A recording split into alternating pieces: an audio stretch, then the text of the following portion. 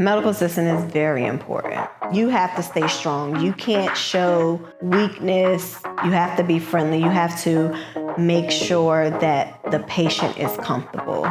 You have to be caring. You have to put other people before yourself. Hi, my name is Ivory Richardson. I graduated from Centura College in Chesapeake, medical assistant, clinical. I've been in the nursing field for like the last 3 years, but nursing is what I love to do. My family, mom, sister, and brother are all nurses. I always wanted to take care of people. Like I'm very caring. I'm always taking care of someone. That's why I wanted to go into the clinical side of it, because I want to be the one to giving that helping hand to the patient. So when I did the tour, that really sold it for me, because when I got to see the exam room and the medical lab, I was like, oh yes, this is right up my alley. I know I'm gonna enjoy being here. Of course, you have your book work of it, but it was a lot of hands-on experience. There were some great instructors that really went above to make sure that you understood and got the experience that you need when you get out of school.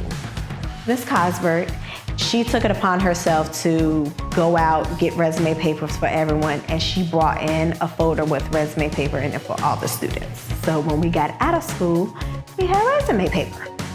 The classroom settings are smaller, so you're able to get more one-on-one experience with the instructors.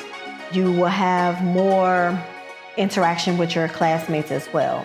That was a plus for me, because I don't want to be in a big old classroom and then I'm trying to get the instructor's attention and they can't answer me because they have over 50 some odd students in the class.